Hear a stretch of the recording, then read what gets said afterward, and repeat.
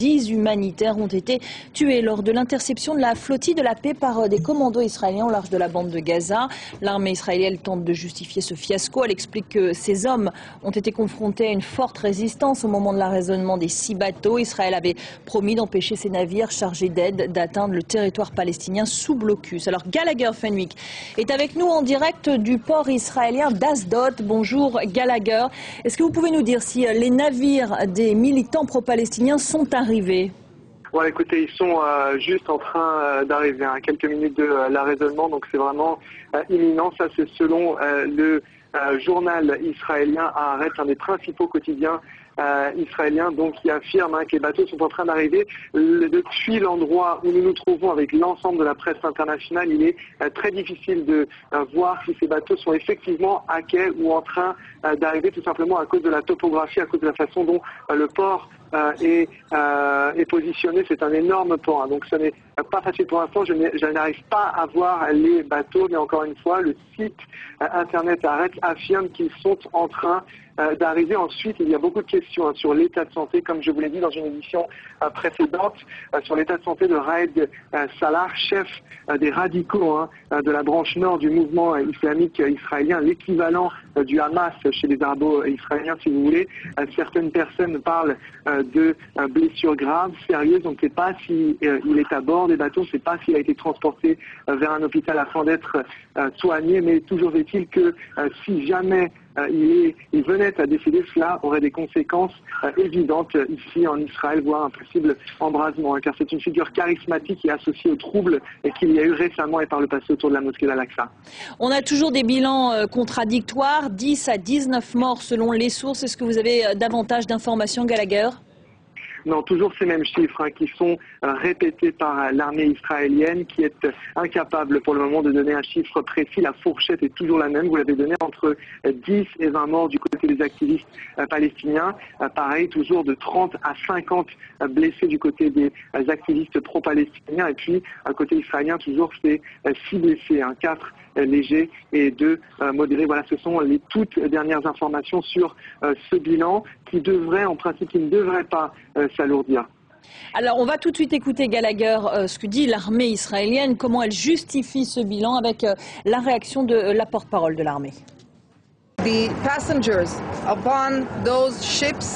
passagers de ces bateaux ont été très violents envers nos soldats. Concrètement, nos soldats ont été attaqués, c'était prémédité.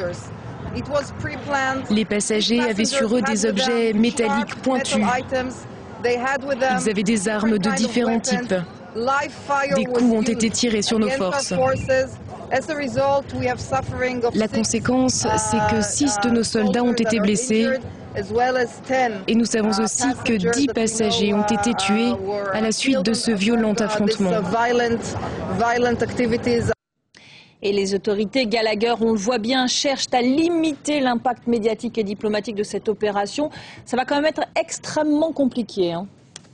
Voilà, comme vous avez pu le constater au niveau international, de nombreuses capitales s'expriment pour condamner cette violence. Même ici en Israël, on entend des modérés expliquer qu'ils ne comprennent pas cette violence. On parle de bavure. Alors à l'échelle internationale, Paris, par le biais de son ministre des Affaires étrangères Bernard Kouchner, se dit profondément choqué, demande une enquête approfondie. Même son de cloche du côté des Espagnols qui occupent actuellement la présidence tournante de l'Union européenne. Et puis la Turquie, vous savez que cette initiative de cette flottille partait de la Turquie, donc Istanbul demande également une enquête, appelle à des manifestations, des protestations fermes, parle d'un acte inacceptable et qui aura des conséquences irréparables sur les relations turco-israéliennes. À titre d'exemple, on parle tout à l'heure de touristes israéliens qui étaient en partance pour Istanbul depuis Tel Aviv, l'aéroport international de Ben Gurion, qui serait descendu de l'avion, donc qui aurait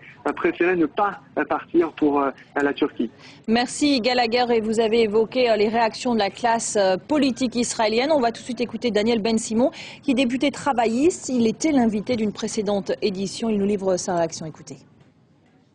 C'est un état de choc, comment les choses se sont déroulées.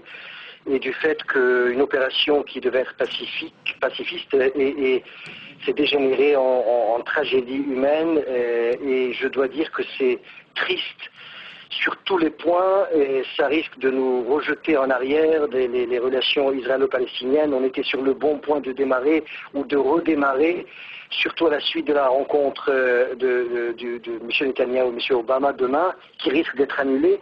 Alors je dirais que cette opération qui est mal tournée risque vraiment de mettre les choses beaucoup plus en arrière, et c'est une tragédie à tous les côtés. Vous l'avez entendu un peu plus tôt, Gallagher nous le disait, les réactions d'indignation sont nombreuses. L'Union européenne réclame une enquête. Le chef de la diplomatie française précise que Paris est profondément choqué. La Grèce, elle, annule une visite du chef de l'armée de l'air israélienne. Les autorités turques expliquent que cette intervention va avoir des conséquences irréparables sur les relations bilatérales. Elles parlent de pratiques inhumaines. Il faut dire que c'est une ONG turque qui est à l'origine de cette opération humanitaire. Ils se sont un peu apaisés, mais devant le consulat israélien à Istanbul, les manifestants restent mobilisés. Dans la nuit de dimanche à lundi, des centaines de personnes ont tenté de pénétrer à l'intérieur du bâtiment, empêchés par la police. Au cri de « Abba Israël » et sous les drapeaux palestiniens, ils ont lancé des pierres sur l'édifice. Nous sommes ici et nous n'en partirons pas. Israël doit nous entendre, nous continuerons à résister. Colère de la population, mais aussi des autorités turques. La flottille attaquée par l'armée israélienne comprenait 3 bateaux d'une association turque de défense des droits de l'homme. L'ambassadeur israélien à Ankara a été convoqué. Pour le ministère des Affaires étrangères, ce raid constitue une violation claire de la loi internationale. Israël a une fois de plus montré son mépris de la vie humaine et des initiatives pacifiques en visant des civils innocents. Nous condamnons fortement ces pratiques inhumaines d'Israël. Cet incident peut entraîner des conséquences irréparables sur les relations bilatérales entre Israël et la Turquie, ajoute le ministère. Des rapports déjà fragilisés depuis 18 mois et l'offensive israélienne à Gaza. Et à Ramallah, on rejoint tout de suite notre envoyé spécial Karim Lebourg. Bonjour Karim. Alors, côté palestinien, l'indignation évidemment. L'autorité palestinienne et le Hamas ont immédiatement réagi. Oui, le président Mahmoud Abbas a parlé de massacre pour cet assaut en haute mer de la part des autorités israéliennes. Il a appelé à 3 jours de deuil dans les territoires palestiniens, et ici à Ramallah, les drapeaux palestiniens sur les bâtiments publics ont été mis en berne. Il y a également eu des manifestations ici à Ramallah, mais également dans le nord de la Cisjordanie, à Jenin.